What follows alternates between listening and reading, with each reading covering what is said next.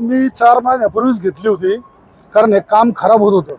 मग आम्ही सगळे पदाधिकाऱ्यांनी ठरवलं की बाबा इथं आंदोलन करायचं. पण काही पुढाऱ्यांनी सांगितलं, म्हणजे उदाहरणार्थ सुजयदादाचं नावच घेतो, ते काय म्हणले की 2 ठेकेदार पळून गेले, आता तुम्ही काय ॲक्शन घेऊ नका, काम होऊ द्या, मी चांगलं काम करून घेतो, तुम्ही काळजी करू नका. मग आम्ही एवढंच त्यांना सांगितलं की तुम्ही फक्त चांगलं काम करा, आमचं काहीच दुमत नाही. नंतर 4 महिने गप बसलो. जो पाऊस पडला आणि त्याच्या पावसाच्या आधी जर पाहिलं, एक ठिकाणी पूल पडला, नवीन पूल, नवीन काम चालू झाले, ते त्यांनी परत खरडलं, ते खरडून पुन्हा काढून घेतलं. आता तुम्हाला सांगतो आमची मागणी काय होती, 4 महिन्यापूर्वीचे निवेदन आम्ही त्यांना दिलं की हा रस्ता आहे ना, याला फाउंडेशन नाही, याला 3 फूट जमिनीत खाली न्यायला पाहिजे, जमिनीत 3 फूट खाली नेऊन मग याच्यावर मुरुम खडी भरून हा वरती घ्यायला पाहिजे.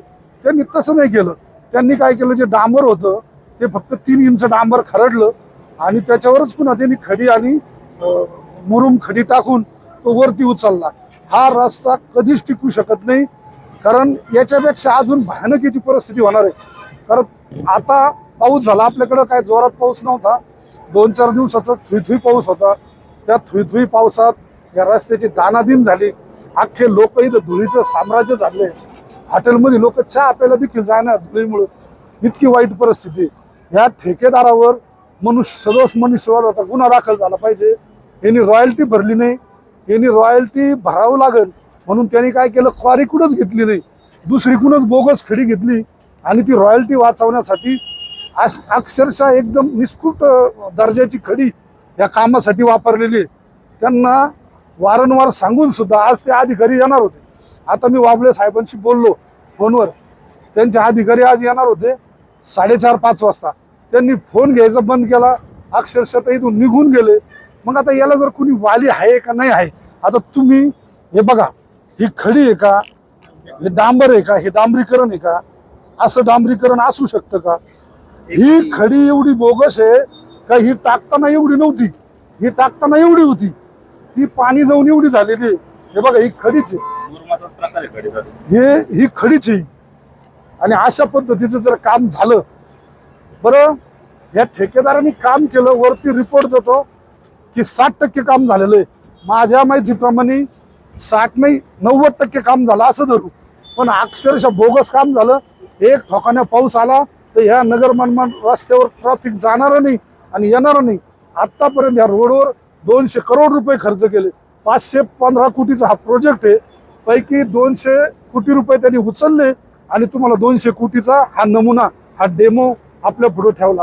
कारण साईबाबाच्या, शनी महाराजाच्या पावनभूमीतला हा रस्ता आहे. देशातलं 2 नंबरचं देवस्थान हे शिर्डी आहे. लोक जेव्हा इथे येतात त्याच्यानंतर ते शिंगणापूरला जातात. काय परिस्थिती असेल, काय म्हणत असतील. आणि एवढं मोठं देवस्थान बाकीकडं देशात मला वाटतं एवढा खराब रस्ता आणि एवढं बोगस काम हे कुठंच नसन. हे फक्त नगर मनमाड हायवेचं साईड गटारमध्ये प्लॅस्टिकचे गज वापरले. मी आता दाखवलं, लाथ मारली ना तरी गटार पडून जाणार आहे.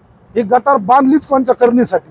त्यावेळेस गटारीला विरोध आम्ही केला होता, तर ते म्हणले नाही नाही असंच गटार पाहिजे, असंच करणार, हेच आमच्या डेमो आहे. खऱ्या अर्थाने गटार असं पाहिजे की त्याला जाळी पाहिजे, गटार अंडरग्राऊंड पाहिजे.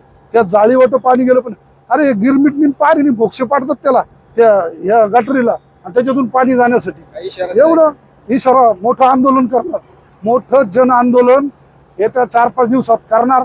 आज सध्या मी आंदोलनाची तारीख तुम्हाला देत नाही. काम क्वालिटी झालं पाहिजे, हे तुरंत दुरुस्त झालं पाहिजे.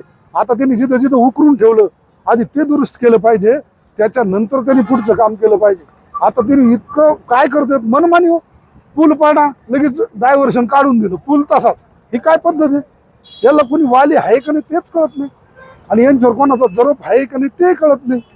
आंदोलन करण्यासाठी आजी माझी खासदार, हो, मी आजी माझी खासदारांना सुद्धा आंदोलनाला बोलावणार आहे 100%. कारण त्यांची पण जबाबदारी आहे, ते लोकप्रतिनिधी, त्यांनी आलं पाहिजे. सत्ताधारी खासदार आहे. इथं लोकांच्या जीवन मरणाचा प्रश्न आहे आणि रोज इथं लोक मरतात, रोज. त्याला जबाबदार कोण आहे? मग सत्तेचा विषय नाही इथं. त्यांची पण इच्छा आहे की चांगलं काम झालं पाहिजे, त्यांना बरोबर घेऊन करू आपण. आले तर स्वागत आहे, नाही आले तर आम्ही मोठं जन आंदोलनावर उभा राहू. आणि आंदोलन हे काय आम्हाला नवीन नाही. आंदोलनातूनच आमचा जन्म झाला. ह्या रस्त्यासाठी अनेक वेळा अगोदर बी खूप आंदोलन केले, आताही करू. फक्त शांत का बसलो होतो की म्हणलं हा रस्ता होणं गरजेचं आहे. मला माहित होतं खराब चाललं, क्वालिटी बोगस आहे, हा टिकणारच नाही. हे सगळं सांगून सुद्धा त्या लोकांनी ऐकलं नाही आणि शेवटी आज तीच परिस्थिती निर्माण झाली आणि त्यालाच आपल्याला सामोरं जायची वेळ आली. ओके. आवाज जनतेचा, लढा सर्वसामान्य जनतेच्या न्याय हक्कांसाठी.